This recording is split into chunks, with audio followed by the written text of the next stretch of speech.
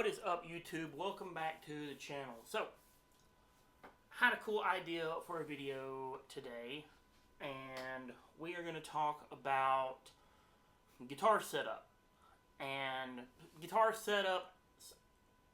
modifications and some things that I think are necessary and some things I think are totally not necessary. Now, before you jump in the comments and call me out, I do some of these things that I'm going to say I think are unnecessary. But there's a difference between doing something because you want to do it and you just like it or prefer it, as opposed to doing something that you think is solving a problem that doesn't actually exist. Like, you're not really fixing anything, right? So doing something you want to do just because you want to do it is totally fine.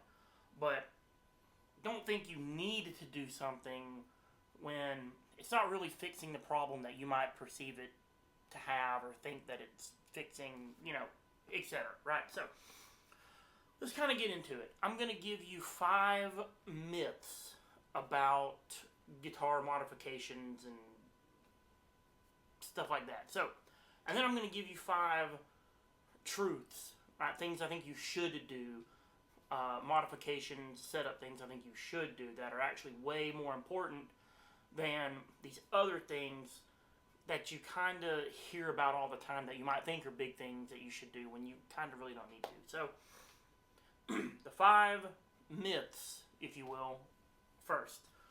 The first one is going to be something that I really, really don't like. I do not like these things.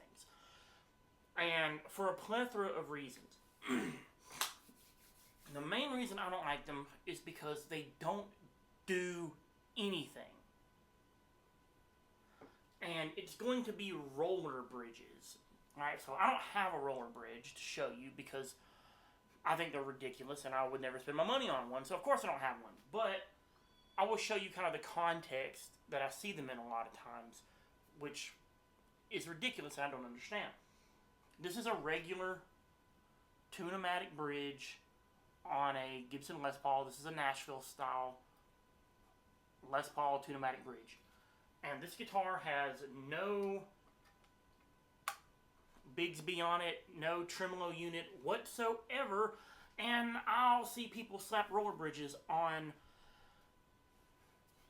guitars with no trim systems, and it doesn't make any sense. I don't understand why you're doing it.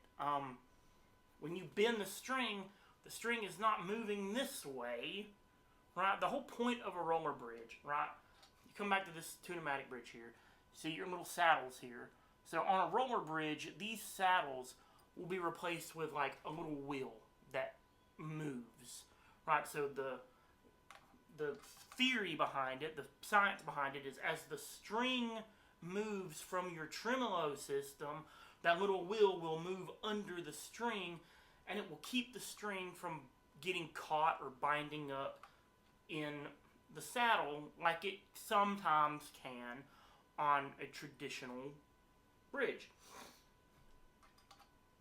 So when you put it on a guitar that doesn't have a tremolo system, it literally does nothing. In fact, sometimes they just kind of rattle and make more noise because they have 6 tiny little moving wheels inside of them that they shouldn't have, right?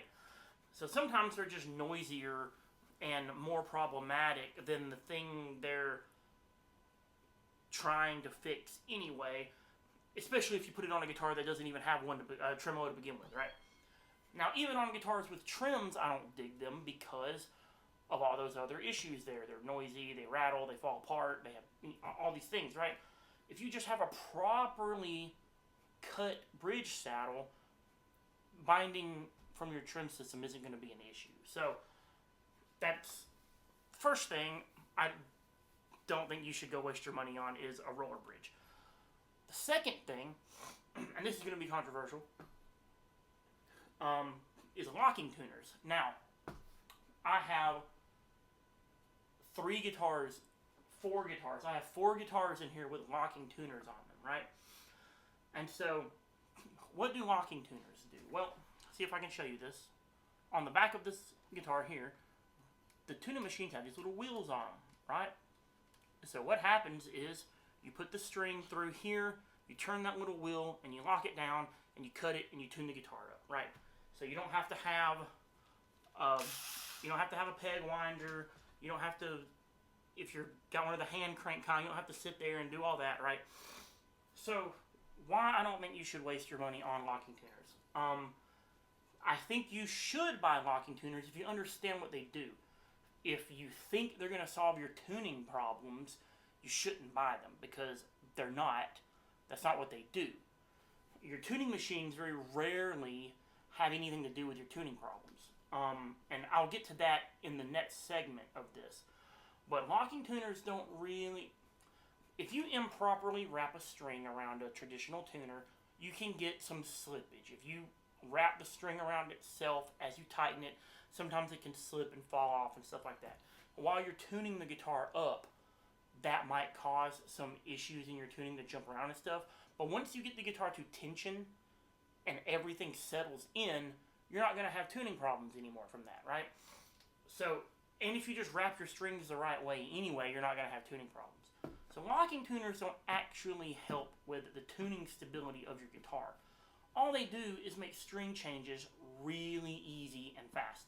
And I like them, and I love that. And if you're on the road and you're playing a lot, you're touring, that can save you a lot of time, especially if you have to restring 2 or 3 guitars a day or something like that, right? That can save you a lot of time. So locking tuners are great for the thing that they're actually designed to do, not the thing they aren't designed to do anything about, right? So if you put locking tuners on your guitar, just know that it's not going to help your tuning. And I see people say this all the time. I put locking tuners on my guitar, but I'm still having these tuning problems. Of course you are, because they won't fix that. They're not designed to. Third is going to be capacitors. Now, again, me being a little hypocritical here, I've swapped out capacitors in almost every guitar I own. And why is that? I'll tell you why. These are the capacitors that came in my Gibson Les Paul Custom, my Silver Burst, my new one I just bought. These are the capacitors that came in it. These tiny little ceramic disc capacitors, and do they work fine? Yeah, they work fine. Why did I swap them out?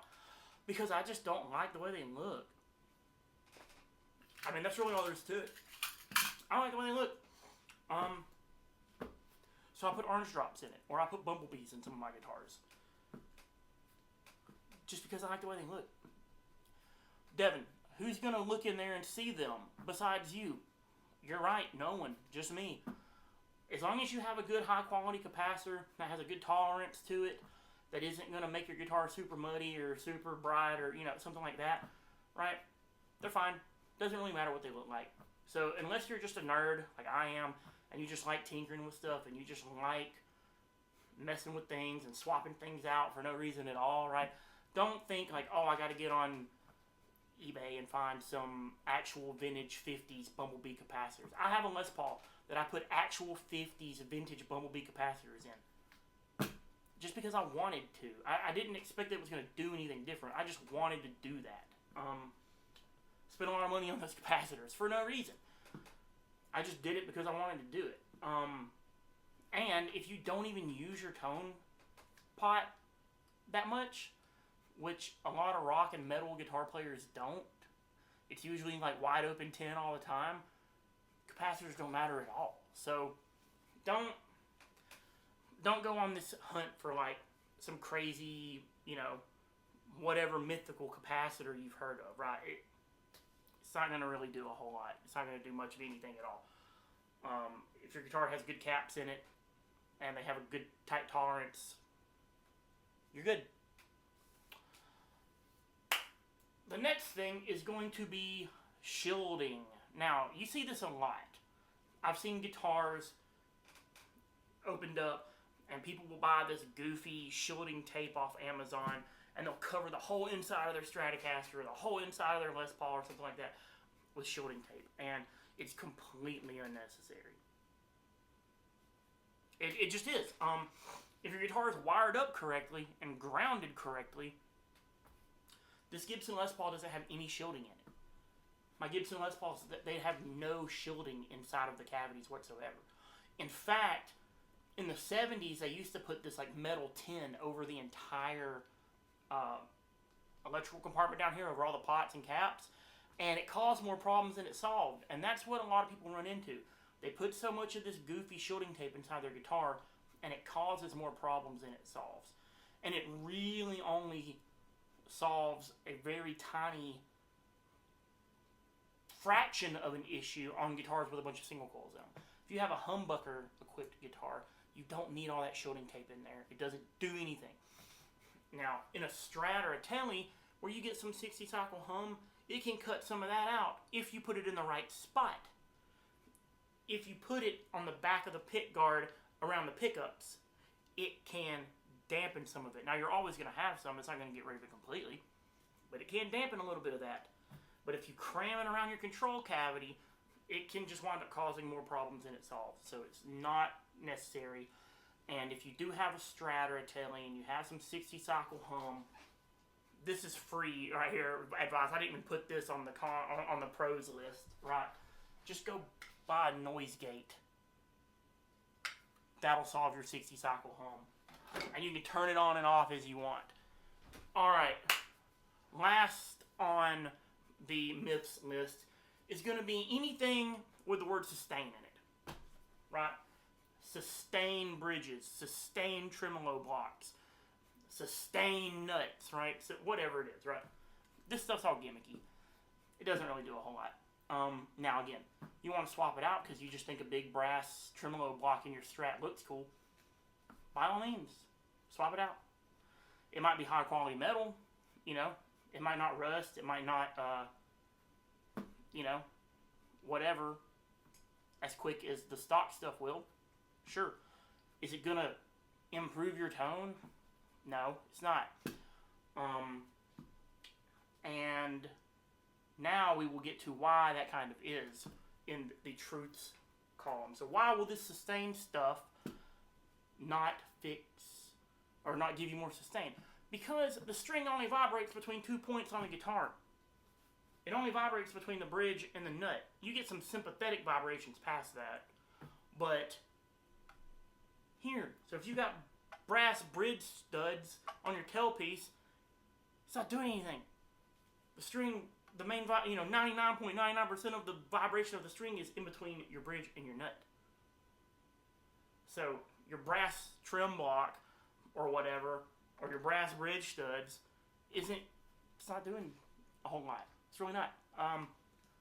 You know what's going to affect your sustain, and this gets me to the first one, it's going to be a proper setup and intonation. Set your guitar up. Like, you can learn to do this yourself and it's totally free. Set it up. Set your guitar up. Make sure that everything in the bridge is good and intonated properly, that the string doesn't bind up in the nut and in the bridge when you bend and stuff like that. You'll have plenty of sustain. It'll be fine. Next, speaking of, this kind of goes in tandem with this, and this kind of goes back to the locking tuners thing. It's going to be your nut. Just have a high quality nut put on. 99% of tuning issues are because of the nut. The other 1% are because of the bridge. So make sure your bridge slots are clean. Get you some really light grit micro mesh or sandpaper or a file, and make sure those bridge slots are clean. They don't have any metal burrs in them. Make sure your nut slots are even and smooth. They don't have bumps in them or anything like that. If they're too deep, get a new nut. If you have a cheap guitar with a plastic nut on it that's a piece of junk, get a Tuscan nut put on it or a bone nut put on it. They don't cost a lot of money. $13 for a Tusk XL Graphtec nut. You can get it pre-cut, pre-slotted. Sand the bottom down, fit it, good to go. And that's going to fix all your tuning problems. All of them. Doesn't have anything to do with the tuning machines. It's the nut. The nut is the reason why your guitar won't stay in tune. So get the nut cut right. Or if you need a new one, if you got a import guitar with a plastic nut on it, put a Tuscan nut on it or a bone nut on it. That's going to fix it. That's the tuning secret, is the nut. Next, make sure your neck is flat and get a fret level. So, your guitar neck does not need to have a bunch of relief in it.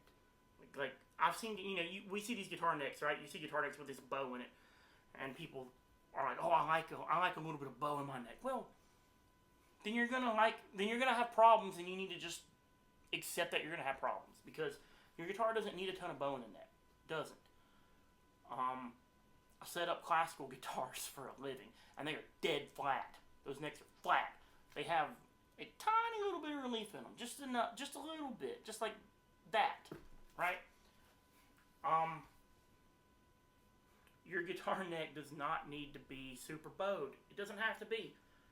If your guitar neck has to be bowed, in order for you not to have fret buzz, that means you have uneven frets, and you need a fret level. So, when you see these guitars with these super bowed out necks, that is a band-aid. That's a symptom of a different problem, and that problem is you have uneven frets. So if you have perfectly leveled frets, you can get your guitar neck really flat.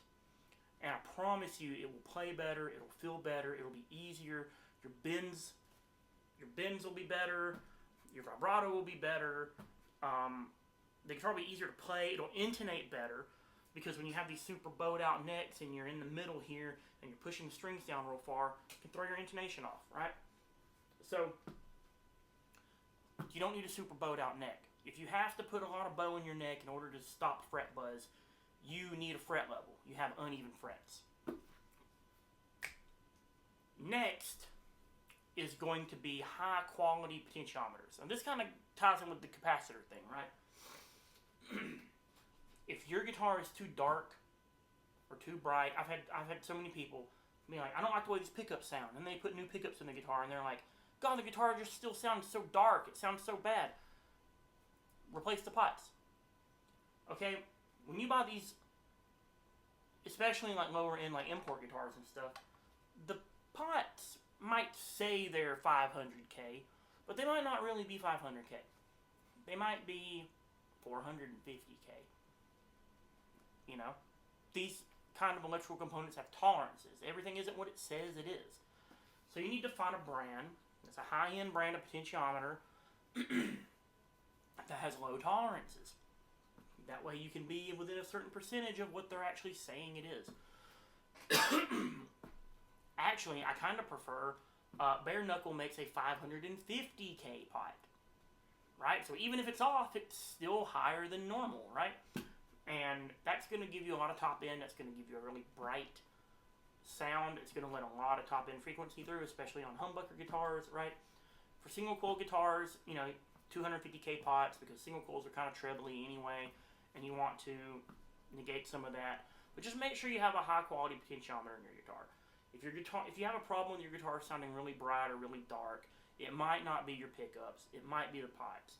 And you might go spend a bunch of money on pickups and swap them out and still not like the sound of the guitar. And that's because of your potentiometers. So, make sure you have good pots. That's a pretty cheap fix thing to do, and it will change the sound of your guitar a lot more than even swapping pickups out will sometimes. Now, let me look at my list here. I have one more thing to talk about for Guitar Truths, okay? And this is not a plug. I'm not endorsed by this company. I have no affiliation with this brand or this other YouTube channel or anything like that. I bought this thing with my own money and did my own real world test, and me and everybody in my band came to the same conclusion as the people that made this thing said would happen, and the person that endorsed this thing said would happen. So, there's that. The last thing you should do is just buy you a really high quality guitar cable. So, this is a Dylan Talks Tone Edition Runway Audio guitar cable. That's why I said all that before this. I have no affiliation with Dylan Talks Tone or Runway Audio or anything like that. But this cable's awesome. And it sounds really good. And I was at band practice a few weeks ago, and I swapped between my wireless system and this, and another guitar cable from another big brand that I've been using for a long time. And I'll tell you this, when you're standing in a room listening to a big loud amp, you might not notice some of these kinds of things. But boy, when you have in-ear monitors in, you hear every little difference in your guitar tone. And this guitar cable made a ton of difference in my guitar tone. When I swapped to this guitar cable, everybody in the band was like, hey, that sounds way better. What'd you just do? When you buy high-end guitar cables, they let a lot more top end through. They're a lot brighter and they have a lot more presence to them. And here's the thing, you can always take away, right? So if you have too much treble in your tone, if your tone's got a lot of high end in it, you can always roll that out. If your tone is too dark and you're trying to put high end frequencies into it, it doesn't work. It doesn't really work like that. That's an uphill battle to try to brighten up a dark tone. It's much easier to darken a bright tone, right? So, a high quality guitar cable. Don't go buy the cheapest, $5 bargain bin, no name, molded plastic ends guitar cable you can find. Don't do that. I see so many people with awesome guitars and awesome pedal boards, and then they have the cheapest, junkiest either guitar cables or wireless systems. I would rather play through this guitar cable than some cheapo $100 Bluetooth wireless guitar thing, because those things sound like crap. They cut in and out all the time. They suck all the life out of your tone. And going to buy a $10 guitar cable, just don't do it. Just don't do it. If you've spent really good money on a guitar and a pedal board and you got a nice amp, don't skimp out on the guitar cable. These things matter. And they all matter. So no matter how many cables you have in your rig, don't skimp out. If you got a pedal board with 10 patch cables in it, don't buy the bargain bin mixed bag of, red, blue, green, yellow, red patch cables. Right? Don't buy those. Buy some good ones. Buy some really high quality patch cables. Spend the money on it. This is the only thing in this part of the list where I'm going to say just spend the money on it, right? Because most of this stuff, set the fret level, the flattening your neck out, getting a high quality nut, a lot of this stuff you can learn how to do yourself and spend very little money, right? When it comes to the guitar cables, just go buy a good guitar cable. Buy high quality guitar cables. Not just one. If you've got a guitar to a pedal board, buy one good one there. You need 6 patch cables, buy 6 good patch cables. You need a guitar cable from your pedal board to your amp, buy another really good one. Don't just buy one good one, because your guitar rig is only as good as the crappiest cable in your rig, right? The weakest link in the chain. It's only as good as the weakest link in the chain. So, that's the video on guitar myths and guitar truths, if you will. So, if you think I missed anything or you disagree with me about anything, it's totally okay that you're wrong. No, I'm just kidding. Leave me a comment. Let me know, if there's something I didn't mention, if you've come across something in your travels and your experiences with this stuff that you think is good advice or a good trick to improve your guitar and your guitar tone without, buying into the snake oil and spending a bunch of money on stuff you don't need. Let me know what it is in the comments. And hit the like button, hit the subscribe button. I'm really close to 500 subscribers. It'd be really cool if some of y'all could hit that button and help me out. That'd be awesome. So thank y'all for tuning into the channel, and I will be back next week.